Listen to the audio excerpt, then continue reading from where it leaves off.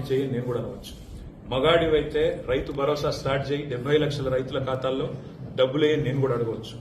మగాడివైతే Mahalakshmi start చేయి, 1,67,00,000 మంది ఆడబిడ్డలు ఉన్నారు, నెలకు 2,500 ఇస్తానన్నావు, స్టార్ట్ చేయి నేను కూడా అడగవచ్చు. కానీ నేను ఇవన్నీ అనట్లేదు. ఒక్క సీట్ అయినా గెలవము అనే మాట మాట్లాడావు కదా. నీకు నిజంగానే దమ్ముంటే రేవంత్ రెడ్డి గారు, నేను సవాల్ చేస్తా ఉన్నా, నేను నా సిరిసిల్ల ఎమ్మెల్యే పదవికి రాజీనామా చేసి వస్తా.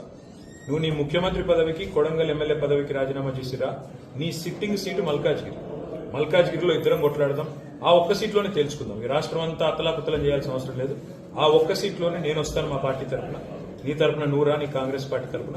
అక్కడ తప్పకుండా తేల్చుకుందాం. ఎందుకంటే ఒక్క సీటు గెలవను అని మాట్లాడుతున్నాం. మరి నీ మల్కాజ్గిరి పార్లమెంట్ సీట్లో అసలు ఎన్ని ఎమ్మెల్యేలు గెలిచింది కాంగ్రెస్ పార్టీ?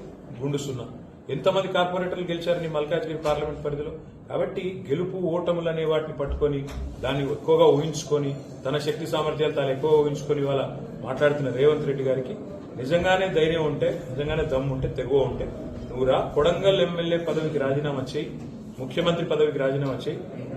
మన మల్కాజ్గిరిలో నీ పార్టీ అభ్యర్థిగా నువ్వురా, నేను కూడా నా ఎమ్మెల్యే పదవికి రాజీనామా చేసి నేను కూడా వస్తాను. అక్కడే తెలుసుకుంటాను.